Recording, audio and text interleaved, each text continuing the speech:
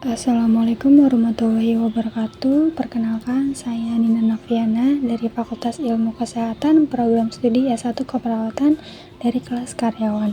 Di sini saya akan membacakan hasil dari rangkuman saya mengenai materi mengapa dan bagaimana PAI diajarkan di perguruan tinggi. 1. Mengapa dan bagaimana PAI diajarkan di perguruan tinggi? Setelah berakhirnya rezim Orde Lama, dikeluarkanlah ketetapan MPRS yang menetapkan bahwa pendidikan agama wajib diajarkan di sekolah, mulai dari sekolah dasar hingga perguruan tinggi. Berdasarkan Undang-Undang Nomor 12 Tahun 2012 tentang Pendidikan Tinggi, PAI ditetapkan sebagai mata kuliah wajib umum.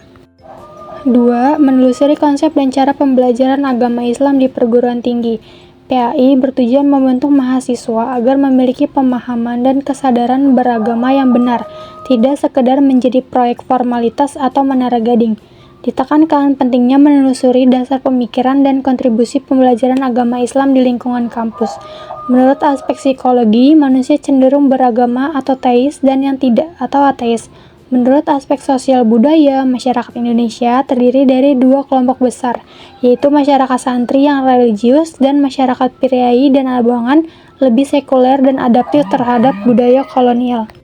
3. Menggali sumber psikologis, sosial budaya, historis, dan yuridis tentang perlunya pembelajaran PAI di perguruan tinggi dan model pendekatan atau metode pembelajaran PAI di perguruan tinggi. Yang pertama, menggali sumber psikologis. Terdapat 5 tahapan konversi agama sebagai berikut. Masa tenang pertama, masa gelisah pertama, masa konversi, masa gelisah kedua, dan masa tenang kedua. Yang kedua ada menggali sumber sosial budaya. Secara teoretis, masyarakat muslim di Indonesia dapat dipilah menjadi 2 subkultur. Yang pertama ada santri, atau masyarakat muslim yang taat. Dan yang kedua ada muslim biasa atau masyarakat muslim yang kurang taat.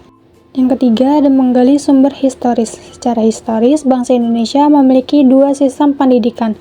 Yang pertama ada pesantren, yaitu model pendidikan asli bangsa Indonesia, model pendidikan yang kaya dalam pengembangan keberagamaan dan moralitas, tetapi lemah dalam pengembangan ilmu dan teknologi. Dan yang kedua ada sekolah, model pendidikan yang diadopsi dari penjajah Belanda, model pendidikan yang unggul dalam pengembangan sistem dan teknologi, tetapi lemah dalam pengembangan keberagamaan dan moralitas. Dan yang keempat ada menggali sumber yuridis. Landasan filosofi PAI berpijak pada Pancasila, terutama sila pertama yaitu ketuhanan yang Maha Esa. Dan yang kelima, menggali model pendekatan. Secara etimologis, Islam berasal dari 3 kata akar, yaitu aslama, salam, dan salamah.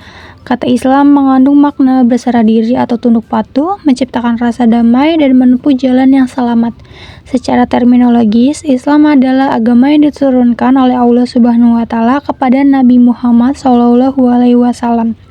Pendekatan substansi secara garis besarnya terdiri dari 3 pendekatan, yaitu kajian Al-Quran dan sejarah Islam, kajian disiplin ilmu dan isi atau ajaran, dan yang terakhir kajian implementasi kaidah 5.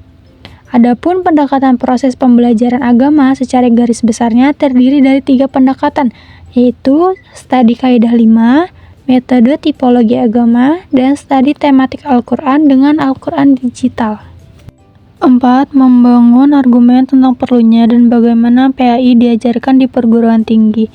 PAI di perguruan tinggi memiliki peran penting dalam membentuk manusia yang beriman, berilmu, dan berakhlak mulia sesuai konsep insan kamil atau manusia sempurna. PAI memiliki dasar yang kuat dari aspek psikologis, sosial budaya, historis, dan yuridis karena manusia pada hakikatnya adalah makhluk bertuhan. 5. Mendeskripsikan tentang perlunya dan bagaimana PAI diajarkan di perguruan tinggi. PAI berfungsi menumbuhkan kesadaran mahasiswa untuk selalu dekat dengan Tuhan, mencari kebenaran agama, serta memahami ajaran Islam yang benar. Tanpa mempelajari PAI, mahasiswa dapat kehilangan arah spiritual dan mudah terpengaruh oleh ajaran atau kelompok yang menyimpang. Sekian dari rangkuman saya, kurang lebihnya saya mohon maaf. Wassalamualaikum warahmatullahi wabarakatuh.